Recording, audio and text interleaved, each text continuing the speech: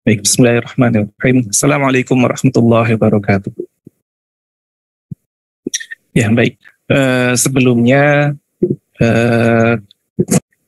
ucapkan hamdalah, syukur, dan kita begitu banyak kenikmatan, dan juga pagi siang hari ini kembali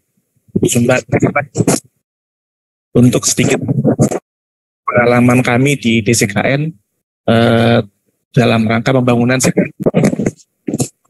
Dan yang kedua yang kami hormati pula Bapak Ibu yang hadir di ruang rapat ini maupun yang di Zoom, dan kami sangat terhormat untuk dapat hadir di sini untuk berbagi pengalaman kami. Sebenarnya kalau ditanya, kami di Kementerian Keuangan ada sekitar 14 eselon 1, unit eselon 1, dan 4 diantaranya memiliki unit kerja di daerah, sehingga masih surprise di kami kenapa kami yang dipilih. Jadi merupakan kehormatan bagi kami untuk bisa berbagi dengan Bapak Ibu semuanya. Baik, untuk pada siang hari ini, jadi mungkin izin saya berdiri ya, jadi biar lebih enak menjelaskan. Jadi izin Bapak Ibu, di kami secara struktural, next kita lanjut ke slide selanjutnya. Oke, baik. Jadi kita awali dengan quote dari Bu Menteri Keuangan, dan ini semoga bisa menginspirasi Bapak Ibu semuanya. Jadi hari ini, lusa dan selanjutnya, sikap kita harus selalu sama, yaitu tidak ada toleransi terhadap korupsi. Nah, ini yang menjadi dasar kami untuk terus berinovasi, untuk terus memberikan pelayanan terkait dengan tugas kami di Kementerian Keuangan. Kemudian kami ingin memberikan overview sedikit terkait dengan apa yang sudah kami lakukan. Jadi biar kita memberikan punya persepsi yang sama, kita jelaskan dulu di kami seperti apa struktur organisasinya. Jadi biar lebih clear ke depannya. Boleh next? Oke. Nah, nanti kita sedikit dasar hukum tadi, dasar hukum, organisasi, demografi, data capaian, dan nanti kita terakhir terkait dengan siklus yang sudah kami terapkan di DCKN. Oke, baik. Selanjutnya, nah, Bapak Ibu, yang kita pakai sekarang adalah sama harusnya ya, Menpan RB nomor 90 tahun 2021. Boleh next. Oke, 90 2021 sama ya untuk peraturan yang kita pakai. Jadi harusnya yang kita jalankan, yang harusnya kita ikuti adalah sama. Menpan RB nomor 90 2021. Ini baru pertama kali diterapkan di tahun kemarin di 2000 untuk penilaian di 2022. Nah, kemudian untuk khusus di kami Kementerian Keuangan, kami juga telah ditetapkan KMK nomor 62 tahun 2023. Ini yang khusus mengatur terkait dengan pelaksanaan teknis pelaksanaan penilaian CTWPK BPOM di Kementerian Keuangan. Nah, untuk yang selanjutnya, untuk penilaian LKI-nya harusnya juga sama. Dengan di unit kerja Kemenkes adalah komponen pengungkit, RIFOP, dan ada IPAK, kemudian MKU dan IPP. Harusnya itu juga sama ya, berarti nanti kita ada hal-hal yang sama, kemudian nanti kita coba lihat apa yang ada di DCKN khususnya, nanti kita lihat di unit kerja Bapak Ibu seperti apakah bisa diterapkan atau tidak. Nanti mungkin di lain waktu Bapak Ibu bisa sharing bagaimana penerapan itu Bapak Ibu, nanti mungkin hal yang baik yang sudah diterapkan bisa kami adopt di tempat. Nah, kemudian ini juga mungkin beda. Jadi di kami, sejak tahun 2019, itu kami sudah menggunakan aplikasi penilaian secara online. Jadi tidak lagi menggunakan menggunakan Excel yang kemudian dinilai dan bukti pendukungnya diupload di Google Drive atau di Drive online, tapi kami sudah menggunakan aplikasi namanya Digital Integrity Assessment. Ini dikembangkan oleh Pusintek Kementerian Keuangan, yang tujuannya adalah untuk memudahkan tim penilai dan juga unit kerja yang akan dinilai dalam hal menginput jawaban dan juga mengupload dokumen pendukungnya. Jadi semuanya sudah terintegrasi di situ. Nanti dari unit kerja yang dinilai sampai kami di tim penilai eselon 1 dan juga di Ijen itu menggunakan aplikasi yang sama. Hal yang sama, jadi tidak ada perubahan domain atau aplikasi dan sebagainya. Jadi untuk lebih memudahkan penilaian. Next, kemudian, ini dia. Nah, ini biar memudahkan kami menjelaskan ya. Nanti ada beberapa mungkin hal-hal yang berbeda dengan di tempat Bapak Ibu dengan yang di kami, sehingga ketika kami menjelaskan apa itu kanwil, apa itu operasional, apa itu eselon kantor pusat, jadi biar nanti bisa disesuaikan, di-adjust dengan kondisi di kantor Bapak Ibu semua. Jadi di kami, DJKN itu merupakan salah satu unit eselon 1 di Kementerian Keuangan. Mungkin Bapak Ibu ada yang kenal DJP, DJPC, DJPB, BKF, dan sebagainya. Jadi kami salah satu unit eselon 1 DJKN, namanya Direktorat Jenderal Kekayaan Negara. Kalau Bapak Ibu mungkin pernah bersinggungan dengan kami, kalau di operasional, biasanya kami lebih familiar dengan kantor lelang. Kantor lelang itu di bawah DJKN. Kalau misal penilai BMN atau leasing BMN itu juga di kami. Jadi ini di kantor pusat kami ada 8 unit eselon 2 termasuk sekretariat. Kemudian ada 1 BLU, dan mungkin di Kemenkes banyak BLU ya. Di kami cuma ada 1 BLU Elman. Kemudian ada 17 kantor wilayah dari Aceh sampai di Papua ada 17, dan kami ada 71 kantor KPKNL. Itu KPKNL eselon 3, levelnya eselon 3, dipimpin oleh kepala KPKNL.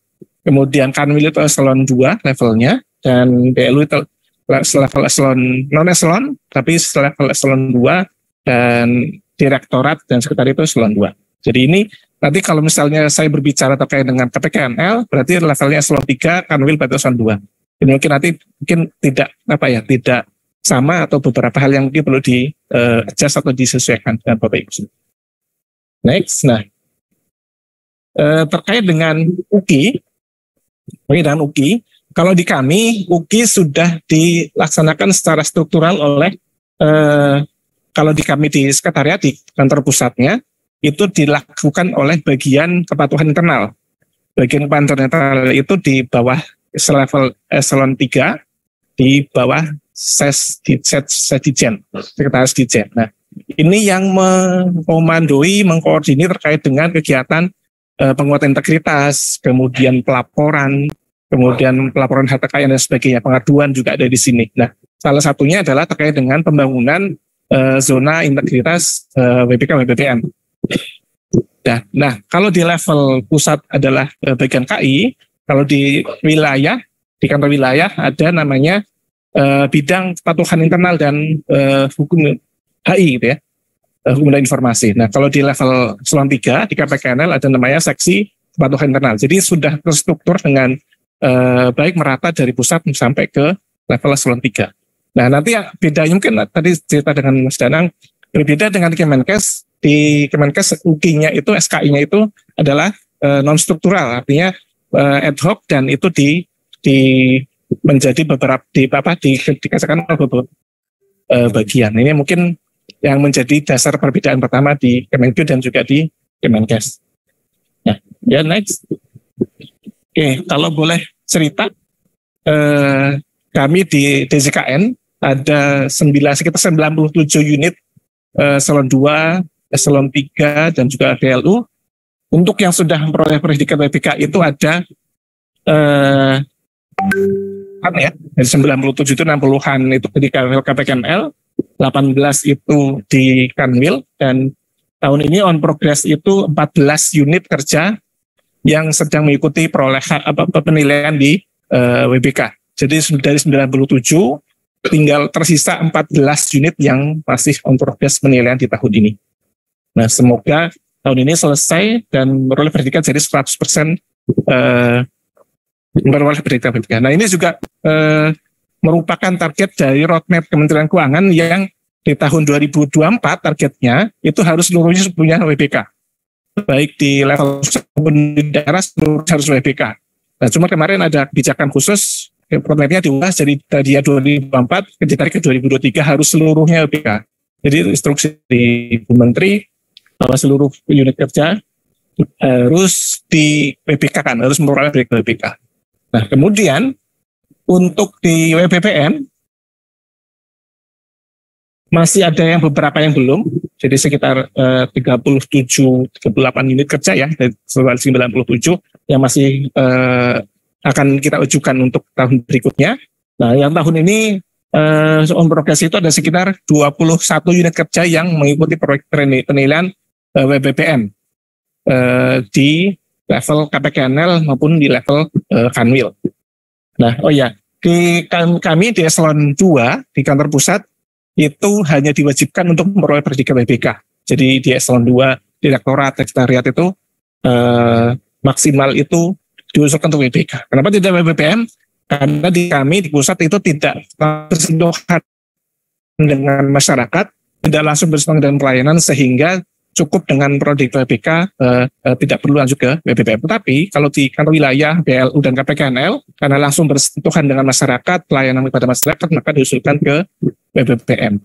Nah, itu yang kita usulkan tahun ini, ada sekitar 21 dan untuk WBPM dan 14 di WBK-nya. Kemudian selanjutnya, nah, kalau kita lihat data statistik, next. Nah, kalau kita lihat capaian WBK-nya, sebelumnya sebelum 2019 sudah ada datanya. Ini saya tarik data di 5 tahun terakhir. Jadi 2019 kita mengusulkan 28 unit kerja untuk penilaian, kita dapatnya 17. Kemudian 2020 itu sepertinya ada dibilang bonus ya, karena kita mengusulkan 23-nya dapat semua WBK. Yang 2021 29 usulkan dapatnya 21 dan kemarin 2012 dapatnya 16. Nah, tahun ini kita coba usulkan 14 untuk yang WBK. Semoga ini masih prediksi ya, masih on progress. Jadi semoga harapan kami 14 ini mendapat peroleh predikat WBK seluruhnya. Ya, untuk yang WBK, untuk yang WBPM, next slide. Nah, untuk WBPM itu 2019 itu kita usulkan 4 dapat 1. 2020 tadi bonus ya sebenarnya karena di masa COVID kita ajukan 5 dapat 5. Nah, untuk yang 2021 agak drop ya, itu kan 13 dapatnya 4 dan untuk yang WBPM kita ajukan 22 kemudian dapat 20 dan kita tahun ini 21 ya, 21, semoga tahun ini juga tembus semuanya 21. Nah, ini coba kita capture 5 tahun ke belakang apa yang sudah kami peroleh, dan semoga nanti apa yang kami kerjakan bisa menginspirasi, dapat dijadikan pelajaran di tempat Bapak Ibu seluruhnya. Baik. Oke. Nah, ini yang coba kami petakan selama sekian tahun ya. Apa yang kami petakan, apa sih tantangan ketika kita mau membangun predikat WBPM itu ya. Nah, yang pertama adalah lack of spirit, artinya semangatnya itu nggak ada gitu ya, atau minim. Nah, mungkin di Bapak Ibu ada nggak unit kerja yang mengusulkan diri sendiri untuk dinilai? Ada nggak? Nggak ada ya. Tapi diusulkan semuanya ya. Nah, kalau diusulkan, ketika diusulkan itu reaksi respon dari unit kerja tersebut apakah happy, gembira, sedih, senang, atau malas-malasan? Kira-kira.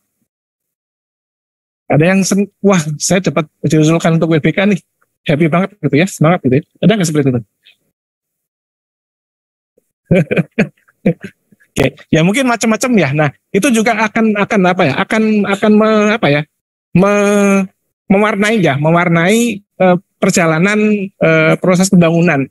Karena pembangunan ini kalau di kami hampir dikatakan 1,5 tahun prosesnya, sampai nanti total 2 tahun sampai dengan nanti hasilnya keluar. Itu sebuah proses yang panjang ya, sangat melelahkan, kemudian juga menguras tenaga, biaya, dan juga terutama kalau kita nggak punya motivasi yang kuat, tidak punya semangat yang kuat, maka ya akan kendor ya, akan lemas di tengah jalan. Nah, maka ini tantangan di kami ketika membangun, tantangan lack of spirit. Nah, begitu pula ketika misalnya di tahun pertama nih, setelah mengusulkan pertama kali, kemudian gagal. Kemudian kan nggak diusulkan lagi kan untuk berikutnya. Nah, ini yang jadi permasalahan lebih besar lagi. Ketika sudah maju, sudah berjuang keras, kemudian bekerja dengan baik, kemudian nggak dapat, kan jadinya patah semangat ya, lemas dan sebagainya. Dan ketika harus berjuang lagi, itu membangkitkan semangat teman-teman di daerah, teman-teman yang harus berjuang lagi itu kan juga sangat berat. Nah, itu yang perlu yang menjadi PR di kami gitu ya. Jadi membangkitkan semangat untuk memberikan motivasi yang baik sehingga mereka dapat membangun lagi dari awal lagi dan sebagainya. Nah ini yang mungkin perlu dicermati. Ada nggak lack of spirit ini di teman-teman di Kemenkes? Syukur kalau nggak ada ya, artinya permasalahan itu udah clear gitu ya. Artinya ketika diusulkan semangat, happy, kemudian menjalani dengan baik, nah itu sudah menjadi modal awal untuk menjalani selanjutnya sampai dengan penilaian. Nah, kemudian yang tantangan di kami yang kedua adalah lack of knowledge. Artinya tidak seluruh pegawai itu memahami apa arti ZIWBK WBPM. Apa arti filosofis kenapa harus maju WBK WBPM, kenapa harus ikut penilaian, kenapa harus ngumpulin dokumen dan sebagainya. Dan tidak semua orang paham dokumen tentang RP 90/2021. Nah, ini yang perlu dicermati sih kedua. Kita harus menyamakan persepsi, menyamakan pengetahuan sehingga semua orang, semua pegawai dari level kepala kantor sampai dengan OB PPNPN itu paham kita lagi ngapain PPN, kita lagi pembangunan ZIWBK tujuan untuk apa aja yang dikerjakan, apa yang harus dipenuhi. Karena itu kan bukan pekerjaan satu seksi, bukan pekerjaan satu bagian, tapi pekerjaan menjadi tanggung jawab seluruh pegawai di unit itu. Jadi kalau boleh cerita, ada satu unit kerja kami yang tahun kemarin itu maju penilaian ya. Kemudian ada satu PPNPN yang waktu itu setelah Ijen itu satu pungli, satu kena terindikasi memang sudah tertangkap satu pungli. Akhirnya apa? Pekerjaan yang sudah dibangun gugur semua, tidak lanjut ke berikutnya. Bisa dibayangkan hanya karena satu pegawai yang menerima, bukan menerima sih sebenarnya, ya karena PPNPN mungkin tidak paham proses dan penilaian, kemudian menerima imbalan dari pengguna layanan yang seharusnya tidak boleh, dan itu ketangkap, akhirnya pekerjaan selama setahun sebelumnya tidak dianggap, tidak lolos ke tahap selanjutnya. Jadi bayangkan bagaimana sedihnya, bagaimana reaksi teman-teman di kantor tersebut. Nah, itu yang perlu diperhatikan. Jadi seluruh pegawai, baik dari seluruh struktural maupun yang PPNPN harus diberi pemahaman yang sama terkait dengan pembangunan ZIWBK WBPM. Jadi itu. Nah, nanti jadi PR bagi kita di kami di salah satu di bagian KI dan juga mungkin Bapak Ibu yang di SKI untuk memberikan pemahaman kepada unit kerja yang akan maju. Karena nanti kami akan biasanya akan memberikan diseminasi, memberikan asistensi, memberikan bedah LKN dan sebagainya. Itu tujuannya adalah untuk memberikan pemahaman yang sama, apa yang harus dipenuhi, apa yang harus dilakukan ketika sedang melakukan pembangunan ZIWBK dan WBPM. Ya, itu lack of knowledge. Jadi pemahamannya tidak sama. Jadi PR adalah menyamakan pemahaman, menyamakan persepsi. Karena nanti kalau di kami ketika wawancara, ketika fit evaluation nanti pasti akan ditanya. Yang ditanya biasanya kepala kantor atau tim kerjanya. Nah itu akan terlihat situ. Apakah si kepala kantor itu paham terkait dengan proses pembangunannya, apa yang dilakukan dan sebagainya. Nah, itu kelihatan. Nah, makanya dari awal sudah diprakarsai untuk memberikan asistensi, memberikan diseminasi dan sebagainya. Nah, oke. Kemudian yang ketiga adalah lack of innovation. Nah, kalau Bapak Ibu membaca LKE-nya, nah kalau di situ, kebetulan saya menilai di area 2, tata laksana itu kalau di area 2, hampir 5 atau 6 poin itu, biar mendapatkan nilai penuh dari nilai B, kan bisa 0,75, ya dapat nilai 1 itu harus A. Nah, untuk dapat jawaban A, untuk dapat menjawab A, itu harus didukung oleh inovasi. Nah, ini yang sangat mendongkrak gitu ya, mendongkrak nilai di LKE-nya. Kalau nggak ada inovasi, kemudian yang lain juga pas-pasan, ya sudah. Kalau untuk WBPM akan sulit ya, karena kan nilainya minimal 85, dan untuk WBPM 75. Kalau dia sudah WBPM itu kan nggak ada inovasi, akhirnya susah. Nah, ini lack of inovasi ini yang menjadi tantangan. Kalau kantornya slow-slow aja, biasa-biasa aja, nggak ada semangat, ya sudah ngikutin penilaian apa adanya, nggak bikin inovasi, ya sudah, nilainya biasanya mepet. Kalau nilainya mepet, kalau di kami biasanya kalau di level kementerian akan drop, nilainya akan jatuh. Makanya biasanya teman-teman di daerah, di KPKNL Kanwil itu membuat inovasi sebanyak-banyaknya. Nanti disesuaikan dengan pertanyaannya. Nah, inovasi ini sebenarnya tidak perlu bikin baru dari nol. Boleh menduplikasi, boleh mereplikasi. Nah, jadi nanti Bapak Ibu di kalau misal asistensi bisa memberitahu ke teman-teman di atau unit kerjanya, apabila ingin membuat inovasi, silakan datang ke KPKNL, ke Kanwil, atau ke unit kerja Kemenku yang sudah mendapatkan predikat BPK BBM. Biasanya mereka sudah punya inovasi. Walaupun inovasi sederhana ya, nggak harus yang pakai aplikasi, pakai Android atau pakai apa. Yang penting inovasinya biasanya simpel terkait dengan misalnya pengelolaan kinerja. Misalnya mereka punya satu aplikasi yang mereka bikin sendiri untuk memonitor kinerja dari masing-masing pegawai. Dan itu dibuatkan kepala kantor dan sebagainya. Nah itu nanti silakan datang apabila ingin belajar ya, ingin di kantor misalnya KPKNL yang sudah BBM itu misalnya KPKNL Jakarta 4 kalau di Jakarta misalnya. Silakan datang ke tahun ini sedang proses BBM, silakan datang ke Jakarta 4 ingin belajar inovasi apa yang ada di KPKNL sehingga bisa apabila ini diadopsi oleh teman-teman di Kemenkes. Silakan datang atau kalau belum sempat datang silakan kepoin ke IG-nya, biasanya di post di sana inovasi apa yang mereka lakukan. Sehingga nanti kalau memang cocok sesuai silakan datang kontak ke kantornya, ingin menduplikasi, ingin mereplikasi. Mereka akan senang sekali apabila Bapak Ibu ya, ada yang datang ke sana untuk mereplikasi, karena salah satu nilai poin plus ketika ada inovasi yang direplikasi akan menjadikan nilai bagi si yang punya inovasi.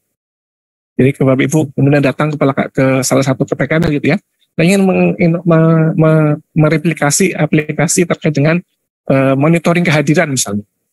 Bapak Ibu kemudian direplikasi di kantornya, kemudian diterapkan, dan ternyata berhasil, dan itu nanti si kantor yang punya aplikasi nanti akan nilai plus ketika misalnya maju ke penilaian ke BBM.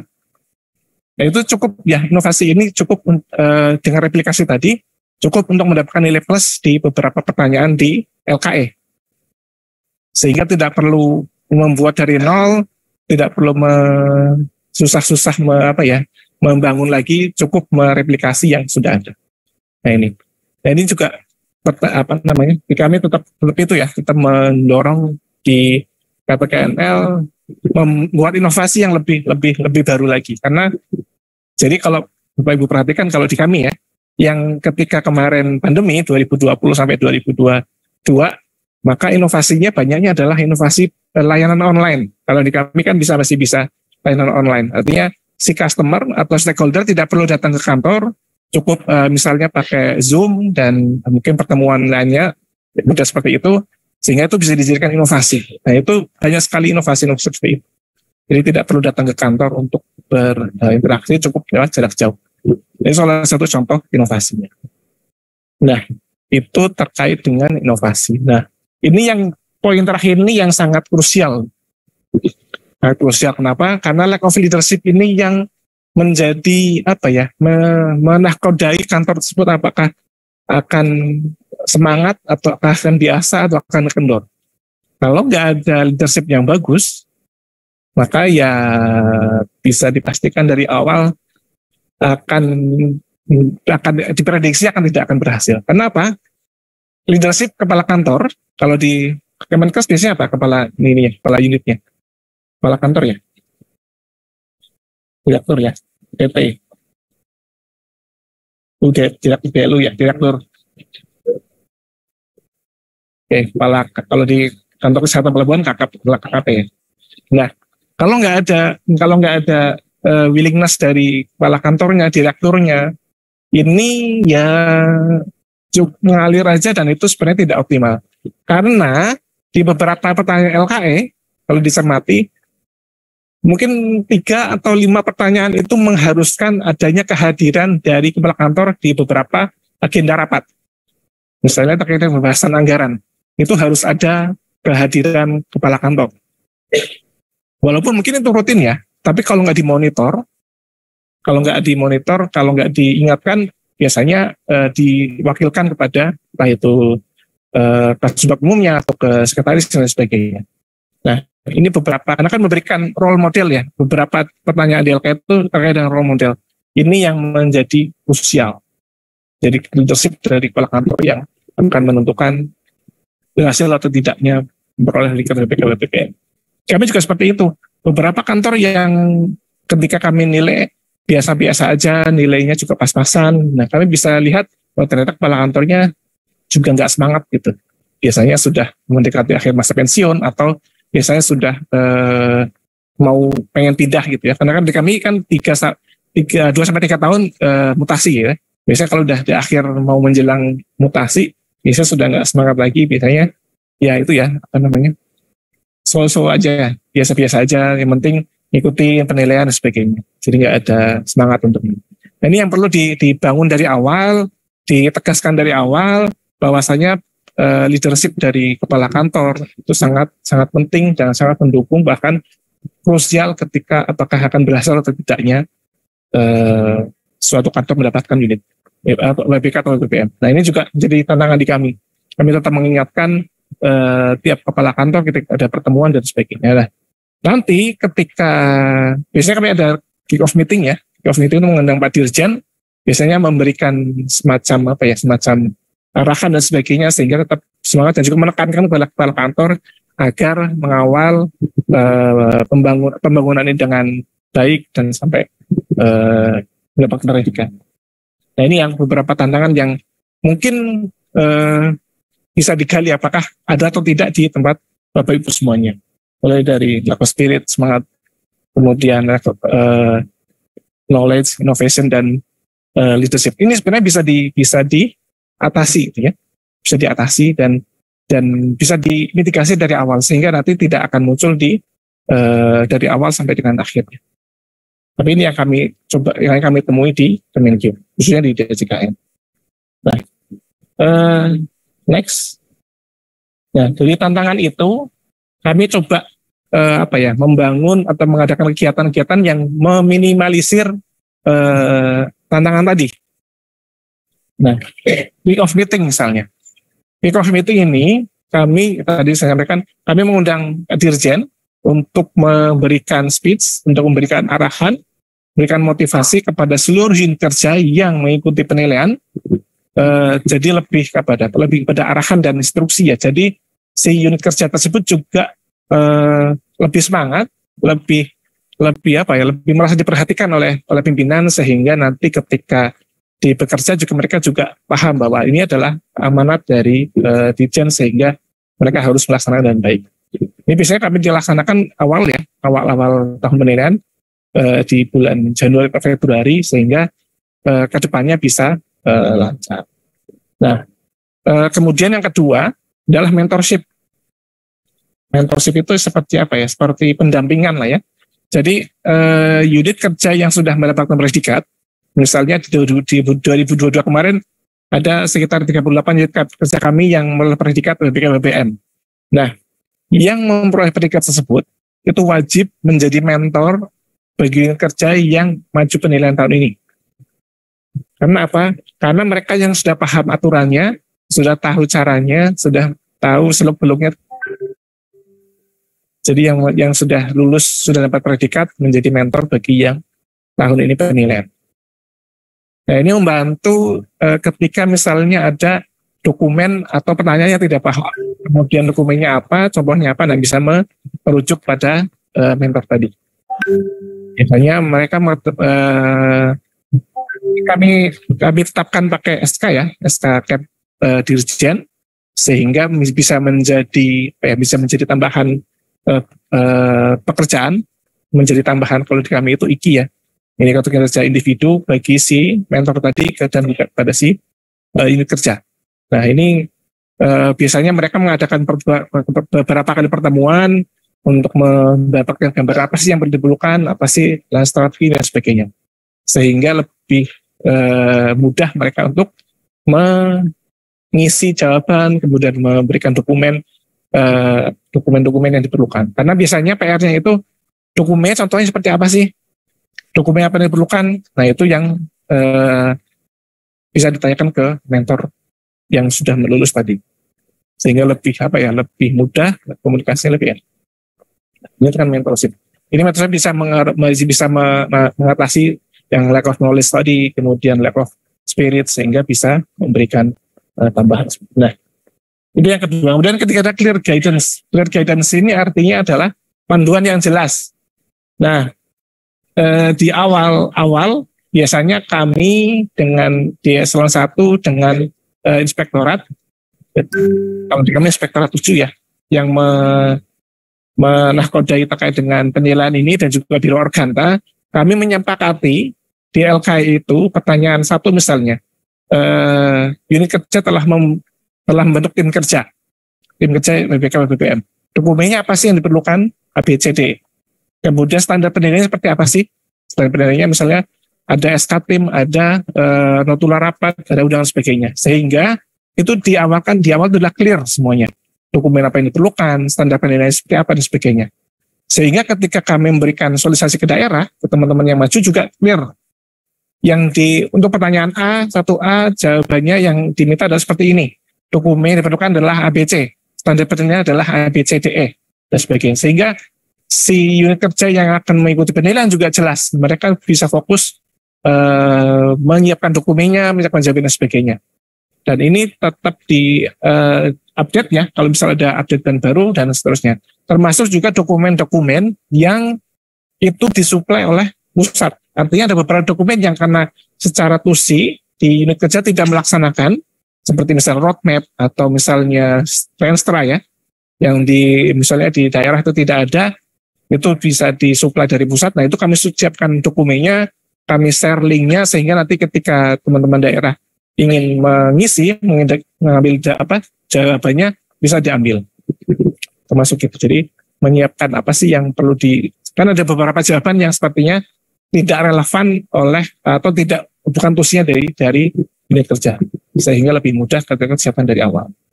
Nah ini sudah disepakati oleh eselon 1, kemudian inspektorat dan juga Biro Organta kalau di kami.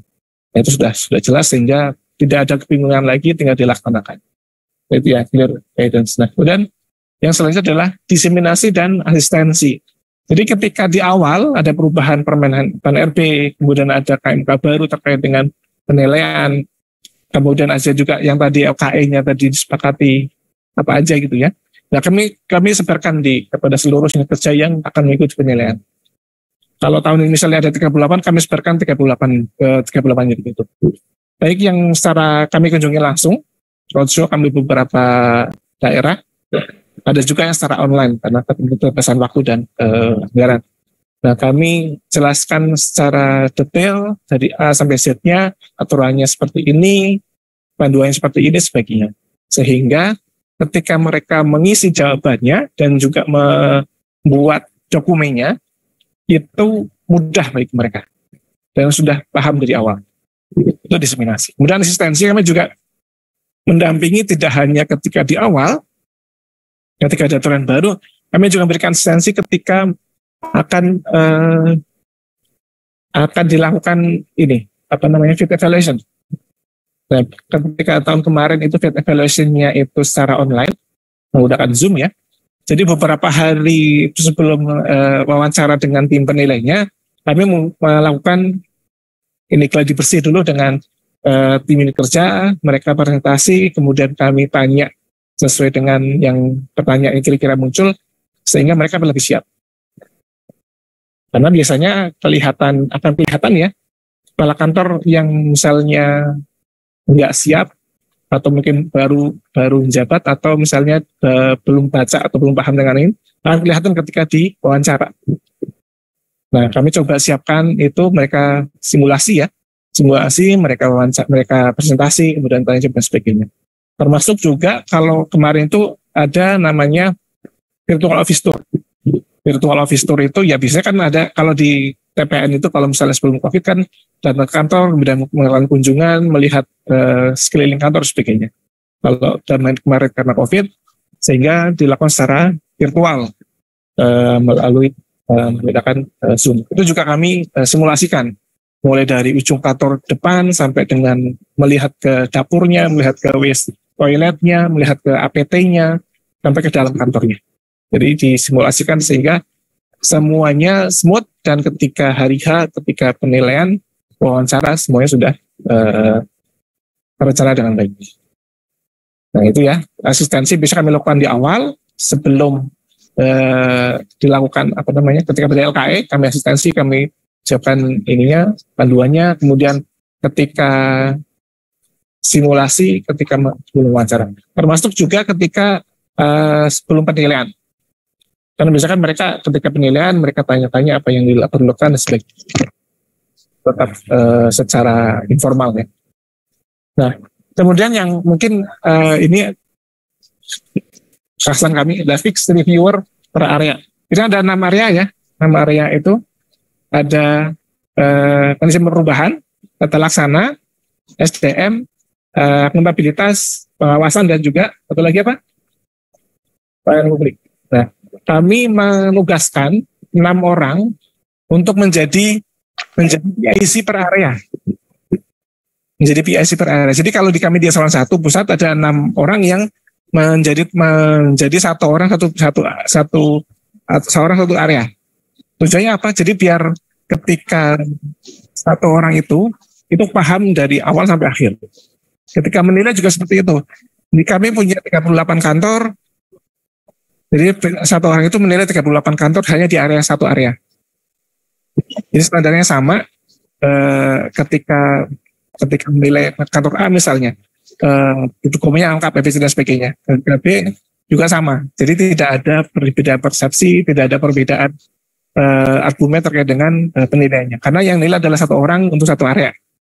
Jadi hanya butuh 6 orang untuk menilai seluruh kantor.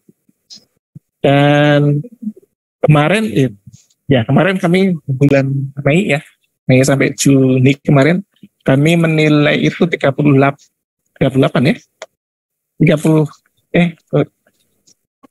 ya. 35 itu butuh waktu sekitar 4 minggu. Betul ya, 4 minggu ya. Sekitar 4 minggu untuk menilai itu. Jadi memang perlu waktu, tapi konsisten artinya. Artinya satu orang itu hanya memeriksa. Misalnya saya juga kebagian jadi tim dari area 2 ya. Jadi saya paham satu kantor yang kantornya akan jomplang, akan bedanya. Paham kan, jawabannya akan bagus, lengkap.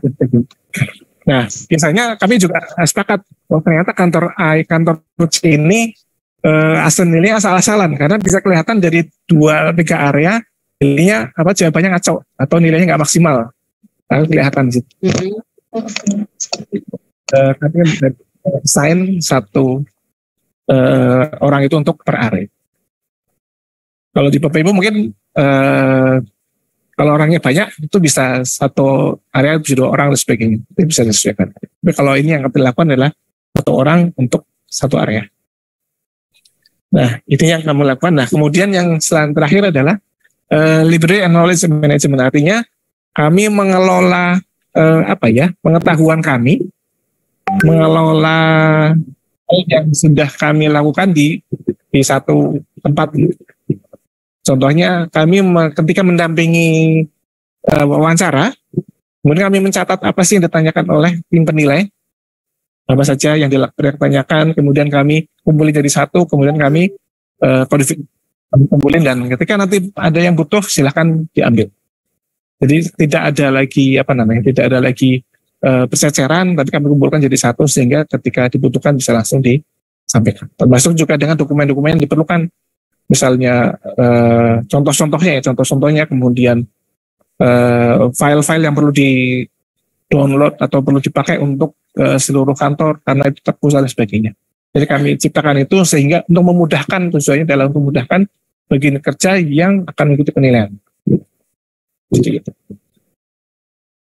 Oke, baik, ini ya yang sudah kami lakukan. Nanti kalau memang cocok atau sesuai silakan dipraktekkan, kalau enggak ya nanti silakan mungkin Bapak Ibu ini tidak cocok nih, misal fixed reviewer per area mungkin nggak cocok karena mungkin orangnya atau unitnya lebih banyak lagi atau mungkin orangnya terbatas sebagainya. Silakan disesuaikan. Ya, kami coba praktekkan dan hasilnya ya masih ya menurut kami ya ini ya yang terbaik bagi kami gitu ya. Nanti mereka disesuaikan. Oke, next. Oke, nah ini kami coba jelaskan apa sih yang sudah kami lakukan, apa yang siklus apa yang kami kerjakan ketika setahun ya. Kan tadi bilang penilaian Z ini adalah penilaian yang panjang. Kalau boleh dibilang hampir 2 tahun. Karena penilaian karena yang dibutuhkan adalah dokumen-dokumen yang mendukung. Itu biasanya diminta Y-1. Y-1. Makanya ketika misalnya tahun ini maju penilaian itu startnya sudah dari tahun lalu, dari Januari Februari tahun lalu sudah kami sampaikan bahwa kantor A, B, C, D tahun 2023 masuk ke penilaian. Itu kami beritahu kepada mereka di bulan Januari Februari di 2022. Jadi ketika itu kami sampaikan informasikan bahwa kantor Anda menilai di tahun 2023, mohon Anda dapat menyiapkan sesuai dengan standar LKE-nya, kami sampaikan LKE-nya, menyiapkan dan sebagainya. Sehingga mereka sudah dari awal, sudah prepare, sudah menyiapkan dokumen-dokumen yang diperlukan. Mereka sudah baca LKE-nya, mereka membentuk tim dan sebagainya. Jadi ini yang kami lakukan. Jadi memang prosesnya panjang, jadi makanya tadi lack of spirit itu, kalau nggak punya spirit, nggak punya semangat, nggak punya motivasi, ya wassalam ya. Karena harus, kalau maraton kan jangka panjang, makanya dihimbaukan staminanya. Ini juga sama, staminanya. Menjaga stamina, motivasi, semangat dari teman-teman seluruh kantor, sehingga bisa lanjut selesai sampai di penilaian. Nah nanti PR lagi kalau misalnya gagal kemudian mengulang lagi. Ini juga harus seperti itu. Nah ini di Februari, ini praktek kami bisa di Februari atau Maret ya. Jadi di awal tahun. Di Y-1. Jadi bukan tahun ini penilaian kemudian baru dikasih tahu ya. Tapi ya sudah tahun sebelumnya. Jadi bisa di sini. Ketika di Oktober kami kami adakan sosialisasi bedah LKE ya. Bedah LKE itu kami jabarin LKE-nya seperti apa, kemudian standar dokumen seperti apa, kemudian ininya seperti apa, penilaian seperti apa. Nah, kenapa di Oktober? Karena biasanya dari bulan Maret sampai dengan bulan September kami mendampingi yang penilaian tahun itu. Jadi kami baru bisa berangkat di bulan Oktober. Termasuk juga mereminder mereka, mengingatkan mereka progresnya mereka sampai mana. Kalau nggak di reminder ya nanti baru kelihatan bolong-bolongnya ketika menjelang upload dokumen. Karena biasanya kalaupun kita reminder di bulan Oktober, dokumen baru muncul itu di bulan Februari Maret di tahun penilaian itu. Nah ini biar mereka juga aware dan prepare karena kalau Bapak Ibu perhatikan LKE itu ada yang menghendaki dokumennya itu secara berkala. Nanti berkala itu kalau di kami terjemahkan secara triwulan. Triwulan karena setiap 3 bulan. Nanti nggak mungkin dalam waktu 6 bulan dipenuhi 4 kali laporan, kan nggak mungkin. Nanti sudah di-prepare dari sebelumnya sehingga pemenuhan dokumen itu bisa terpenuhi dengan baik. Karena kalau nggak triwulan, kalau nggak berkala, nilainya akan jatuh ke B misalnya. Jadi kalau Bapak perhatikan di beberapa LKS seperti itu. Nah, jadi itu di bulan Oktober. Nah, metodenya, karena kami sudah mengassign 1 orang itu per area, akan kami pecah biasanya. Jadi PIC 1 area, misalnya manajemen perubahan, dia akan menghandle LKE di 1 area tersebut, sehingga bisa fokus. Jadi ketika bekerja di manajemen area 1, manajemen perubahan, maka akan diskusi dengan PIC area kami di area 1.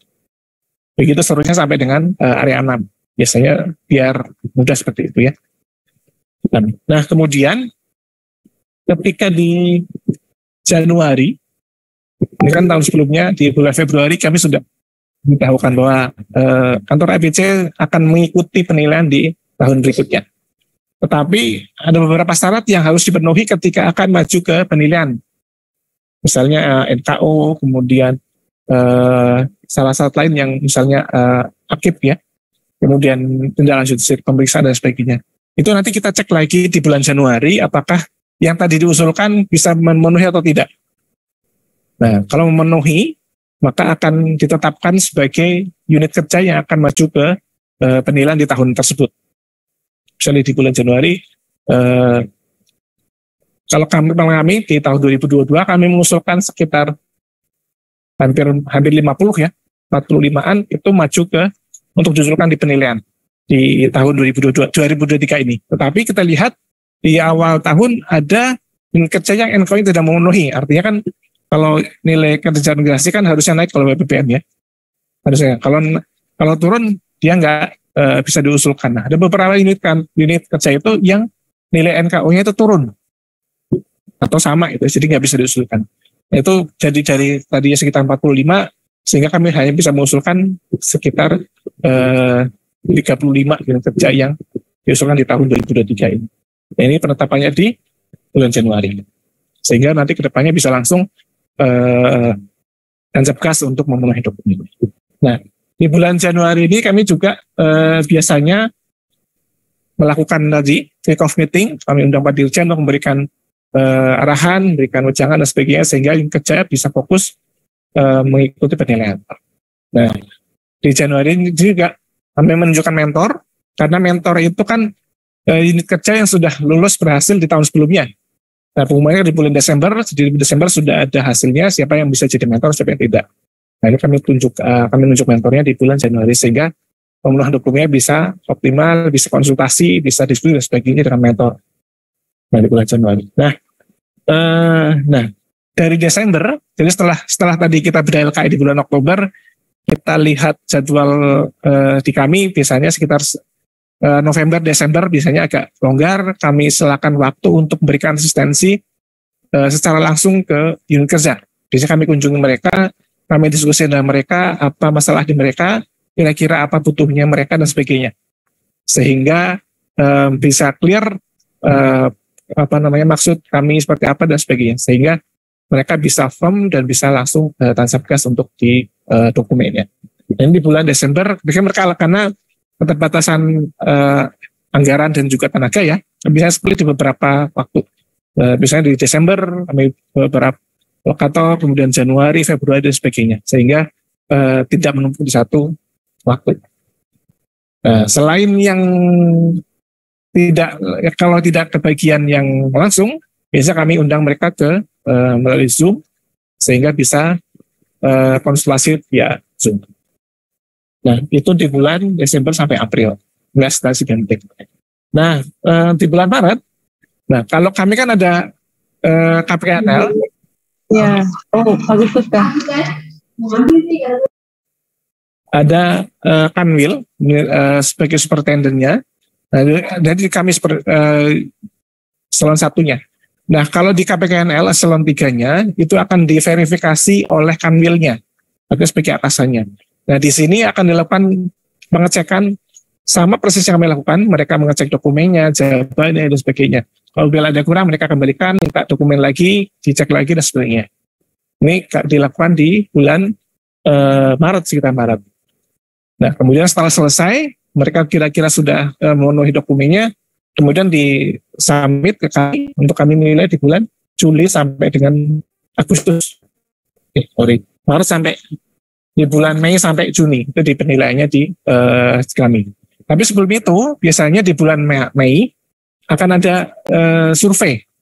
Nah, survei ini kalau di kami dilakukan oleh inspektorat. Jadi seluruhnya kami cuma mensuplai long list respondennya siapa aja, berapa orang dan sebagainya. Biasanya ada standar minimalnya. Ini kami suplai ke inspektorat. Nah, kemudian nanti inspektorat yang akan melakukan survei di bulan Mei sampai ini biasanya sekitar sebulan 2 bulanan perprosesan. Ya lama. Nah, itu di bulan Maret long list ya. Kemudian di bulan April, karena salah satu dasar penilaian adalah NKO, nanti kami minta seluruh NKO-nya. Kemudian kami juga meminta clearance dari bagian untuk melihat apakah ada catatan fraud, apakah enggak. Kalau ada catatan fraud, konsekuensinya tidak bisa lanjut. Apabila clear berarti aman bisa lanjut.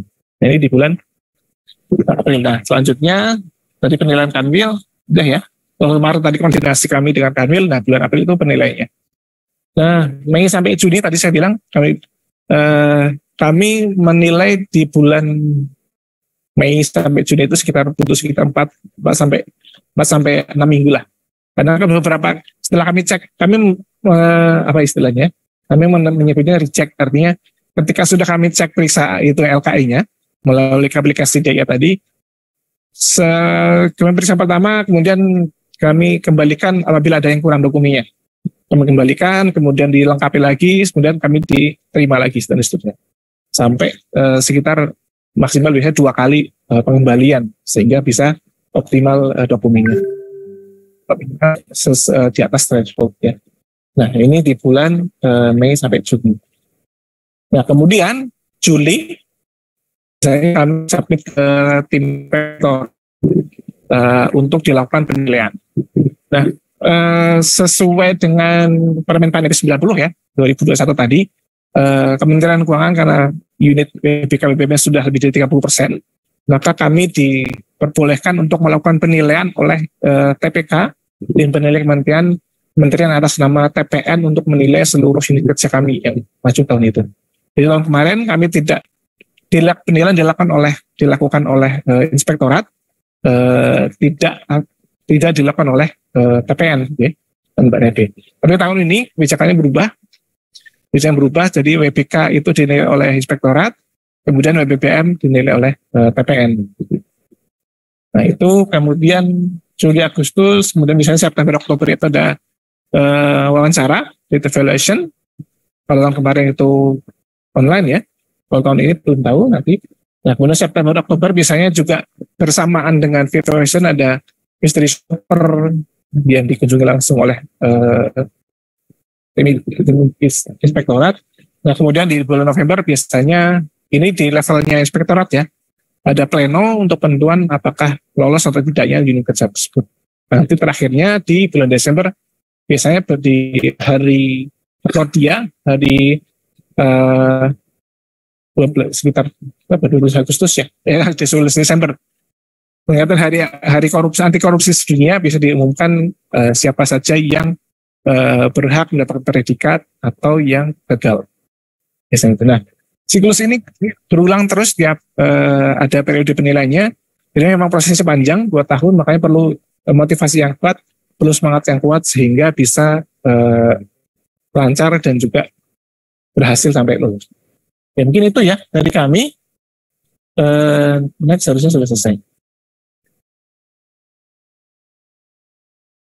Ya baik, sudah setengah 12 ya. Mungkin itu aja dari kami. Apabila nanti ada yang ingin didiskusikan dengan kami, silakan nanti kalau memang tidak selesai di forum ini, nanti silakan kontak ke kami untuk apabila ada yang didiskusikan lebih lanjut. Akhirnya, Assalamualaikum warahmatullahi wabarakatuh. Baik, izin saya berdiri ya Bapak Ibu ya. Baik, untuk saat ini sesi kita selanjutnya kita lanjutkan dengan sesi diskusi dan tanya jawab.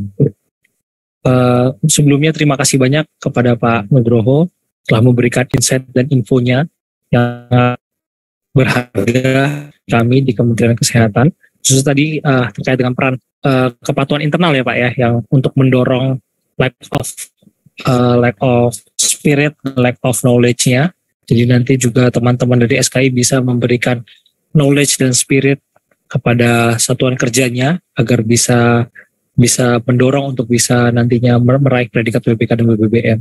Selanjutnya juga banyak sekali praktek-praktek baiknya ya Pak ya. Di situ juga ada terkait dengan mentoring.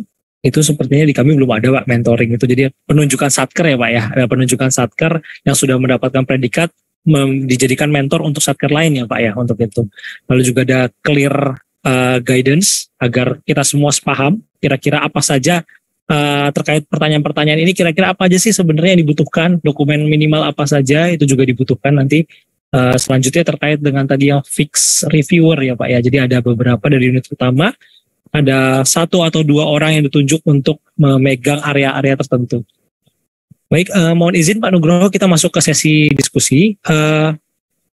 Kira-kira Bapak mau langsung menjawab atau saya kumpulkan terlebih dahulu pertanyaannya Pak? Langsung aja. Oke. Untuk penanya pertama dipersilahkan dari room ini, dari aula ini, atau mungkin dari Zoom. Dipersilahkan. Ya, silahkan Pak.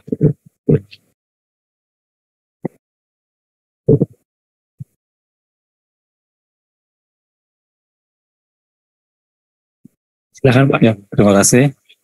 Terima kasih Bapak atas paparannya tadi ya, berbagi pengalaman lah terkait implementasi ZIWBK. Saya Firman dari Ditjen P2P. Ada beberapa hal yang ingin saya tanyakan. Pertama, tadi sampaikan bahwa ada unit kerja pusat Pak ya yang sudah memperoleh predikat WBK, WBBM. Nah itu sampai sejauh mana unit kerja itu memberikan pelayanan langsung pada masyarakat? Karena syarat dari pengusulan itu kan memang unit kerja itu harus memberikan pelayanan kepada masyarakat, berdampak langsung. Nah, untuk kami di P2P itu sangat sulit untuk sektor pusat karena tidak memberikan pelayanan langsung kepada masyarakat, jadi lebih pada penyusunan NSPK, Bintek, Monet kayak gitu ya. Jadi sulit untuk memenuhi poin-poin dalam evaluasi khususnya di komponen pelayanan publik, juga survei juga akan sulit itu untuk memperoleh poin-poin di situ. Nah, itu yang kedua, adakah reward langsung dari Kementerian Keuangan terhadap satker atau unit kerja yang memperoleh predikat WBK WBM? Karena ini juga di kami itu seperti itu. Jadi bagaimana supaya satker ini, contohnya di UPT, karena masih beranggapan WBK nggak WBK sama aja gitu, masih ada anggapan kayak gitu. Terus yang ketiga, apakah tadi jumlah satker capaian WBK WBM di Kementerian Keuangan itu berbanding lurus dengan menurunnya kejadian angka korupsi di Kementerian Keuangan? Itu aja Pak, terima kasih.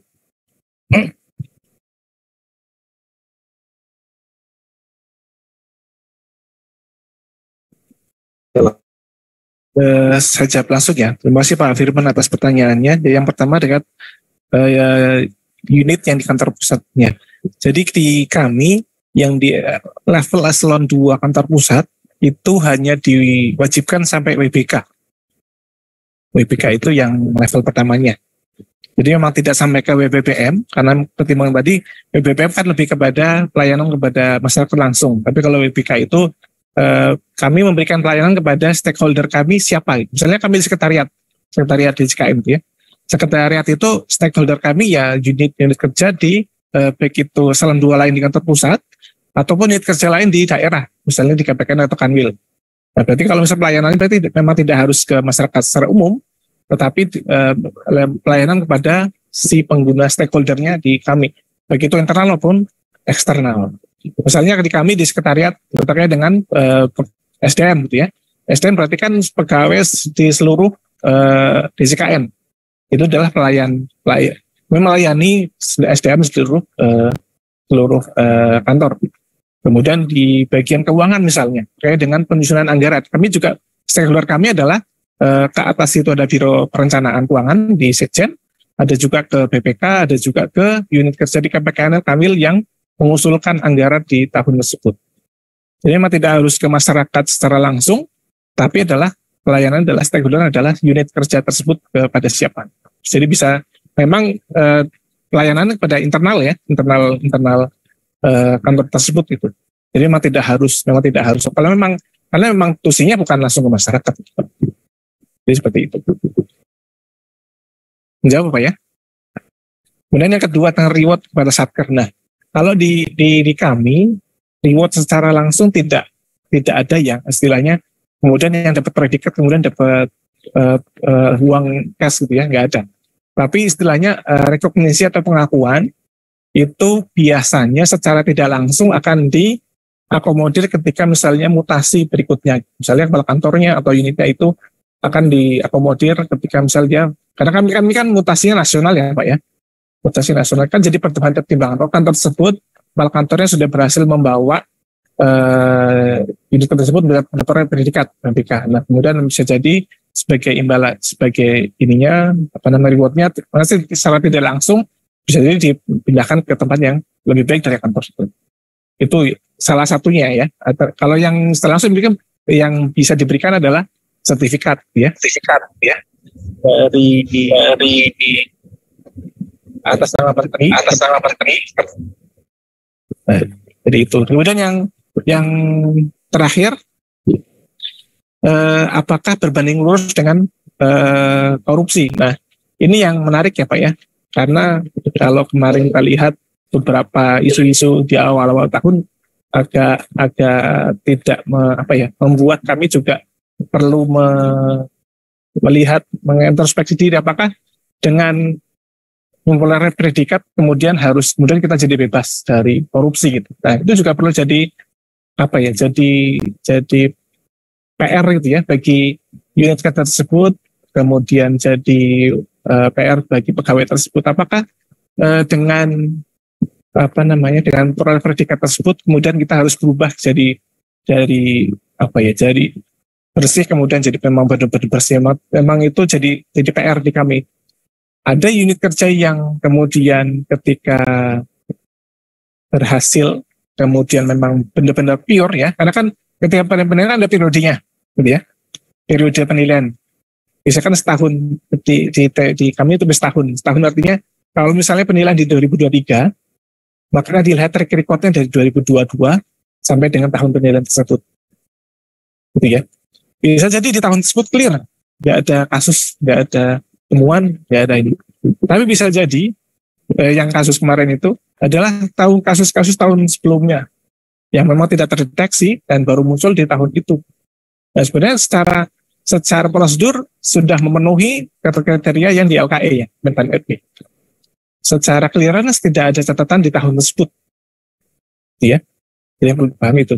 Nah, bisa jadi ya itu mungkin karena oknum kemudian kalau sudah lama baru ketahuan sekitar itu ya memang lagi apes atau lagi yang beruntung akhirnya menjadi menjadi presiden buruk bagi kantor tersebut dan juga dari keuangan. Memang tidak ada yang menjamin Pak, karena memang prosedurnya kalau secara dilihat secara prosedur penilaian yang nilai setahun ini, kalau setahun ini clear ya berarti memang berhak mendapatkan predikat. Jadi seperti itulah. Tadi dibilang penilaian WBK sama aja. Nah, itu yang perlu dihilangkan. Makanya tadi lack of knowledge gitu ya. Lack of knowledge itu seperti itu contohnya. Ini antara nggak ada predikat sama aja. Nah, itu yang harus dihilangkan. Jadi kalau kita misalnya ingin menerima pelayanan dari kantor A gitu ya, yang sudah WBK, maka kita bisa mengharap di sana tidak ada lagi pungli, di sana tidak ada lagi di bawah tangan ya, tidak ada pelayanan di belakang meja. Kita bisa mengharapkan itu standarnya karena standar itu integritasnya di integritas dan pelayanan. Nah, itu yang kita bisa harap. Artinya ketika kita maju untuk penilaian WBK, maka kita harus berharap bahwa kantor kita memang layak dan disamakan dengan kantor lain yang sudah berpredikat. Standarnya apa? Standarnya LKI itu. Jadi kalau kita memenuhi LKI minimal ya secara harfiah, secara legal formal ya kita sudah sesuai dengan aturan PAN RB 90 2021. Terkait dengan dalamnya orangnya, wah ini WBK sama aja ya, makanya itu perlu diperbaiki. Bisa jadi itu yang melubosi semangat teman-teman yang lain. Ini itu ya Pak ya, semoga menjawab.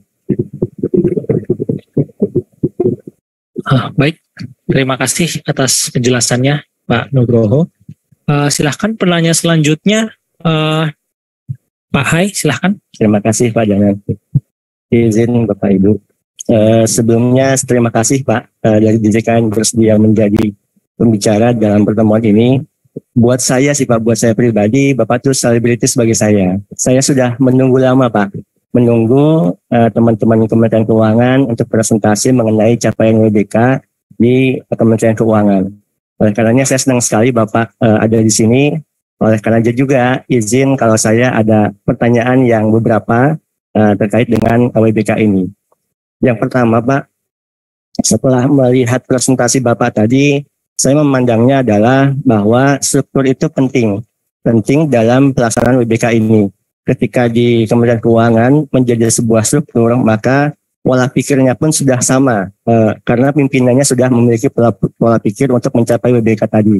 Sehingga perencanaannya, pelaksanaannya, implementasi atau evaluasinya, monetnya gitu ya, itu pun sudah sejalan, bahkan sudah menjadi konsumsi harian, mingguan, ataupun bulanan dari satker yang bersangkutan. Sehingga inilah yang mungkin pendapat saya juga menjadi memperkuat capaian WBK di Kementerian Keuangan. Akan tetapi bagi kami Pak Kemenkes, kami akan tetap berjuang meskipun SK-nya adalah sifatnya ad hoc gitu ya, tapi kami juga akan tetap berjuang. Dan alhamdulillah juga sebetulnya kami kemarin tahun lalu masih ada setingkat eselon 4 itu yang membidangi reformasi birokrasi ataupun WBK ini. Sampai sekarang pun masih ada meskipun bentukannya tim kerja. Oleh karenanya kami tidak under estimate terhadap hal itu. Kami akan tetap berusaha. Nah, kemudian yang berikutnya Pak, terkait dengan inovasi. Dengan inovasi ini apakah memang inovasinya berupa aplikasi atau bisa inovasi lain yang tidak terkait dengan aplikasi? Bisa apa contohnya gitu Pak di Kementerian Keuangan terkait dengan inovasi ini?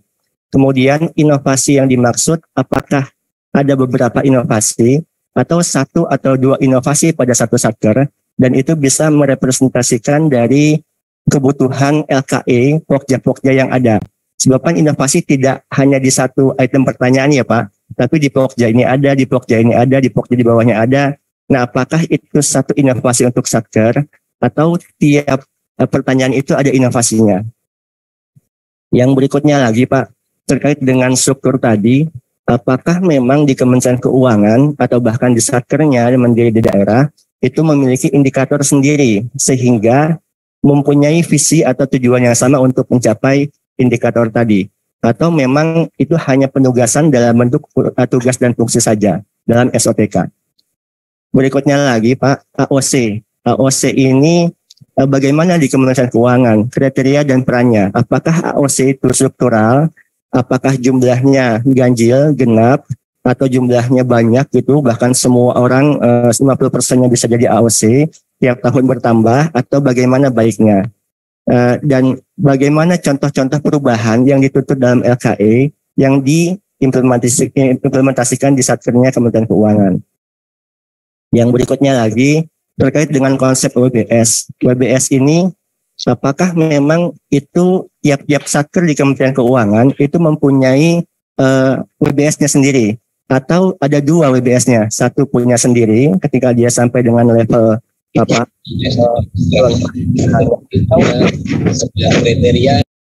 di Jakarta, di Itjen-nya yang di Jakarta atau bagaimana? Kemudian terkait dengan sosialisasi Pak, sosialisasi ini kan hampir semuanya ada monet gitu ya, ada sosialisasi semua dia itu ada. Apakah dalam implementasinya satu kegiatan itu bisa menjadi bukti dukung beberapa LKE, beberapa item pertanyaan pada LKE? Artinya kita melakukan sosialisasi itu bersama sehingga itu dilakukan pada waktu yang sama tapi sudah mengcover hampir semua kebutuhan Pokja. Yang terakhir, dari siklus yang tadi Bapak sampaikan itu saya membacanya dari bulan Maret, umpama bulan Maret 2022 sampai dengan Desember 2023. Artinya kurang lebih setahun. Pembentukan dari sosialisasi LKE-nya dilakukan di bulan Oktober 2022. Bayangan saya adalah berarti satker yang bersangkutan bisa jadi di luar itu sudah berproses. Ini mungkin satker penilai mungkin. Tapi bisa juga jadi kalau sosialisasi di Oktober 2022 berarti pelaksanaan di satkernya di tahun berikutnya, di tahun 2023-nya Januari. Nah, pertanyaannya adalah apakah ketika penilaian itu dilakukan data yang digunakan tahun berjalan atau tahun berikutnya atau tahun sebelumnya atau paling lama berapa tahun sebelumnya, apakah setahun sebelumnya, apakah 2 tahun sebelumnya. Karena ini juga akan terkait dengan dokumen yang perlu kita persiapkan dalam kelengkapan dokumen LKE. Demikian Pak, terima kasih.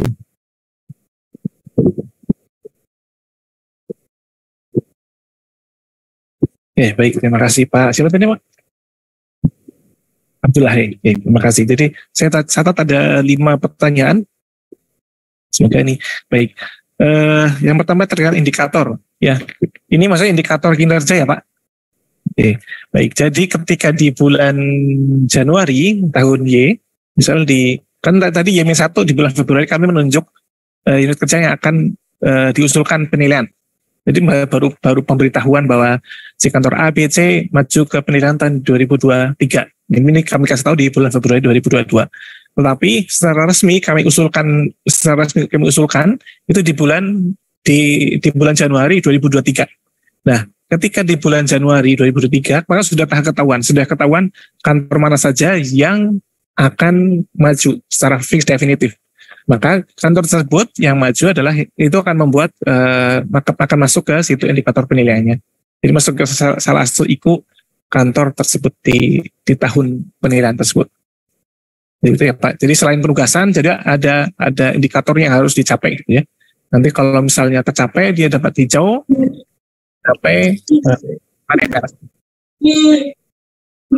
kantor penilaian juga sih nanti. Karena kadang kami ada kriteria sendiri. Bisa jadi dia hijau, bisa jadi kuning, bisa jadi dia merah.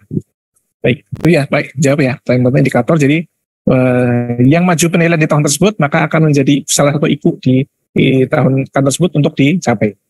Kemudian terkait AOC. AOC ini, apa tadi diterjemahkan? Agent of Change. Oke. Ini berarti penilai ya?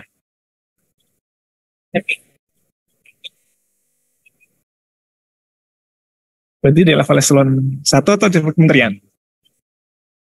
Di level kementerian ya. Oke. Jadi kalau boleh, tadi mungkin saya kurang jelas terkait dengan proses penilaiannya. Jadi di kami ada beberapa level ya, ada beberapa tahap. Kalau misalnya yang diusulkan dinilai ada KPKNL, itu unit kerja eselon 3, maka ada 3 jenjang ke atas yang menilai. Pertama adalah Kanwil, eselon 2-nya. Kemudian yang menilai adalah Kanwil yang membawahi kantor tersebut. Jadi itu timnya bisa ditunjuk dari kepala Kanwil, SK kepala Kanwil untuk menilai si kantor tersebut. Misalnya di sini ada KPKNL Jakarta 1 misalnya ya. Nah yang menilai adalah Kanwil DJKN DKI Jakarta. Itu adalah referensi.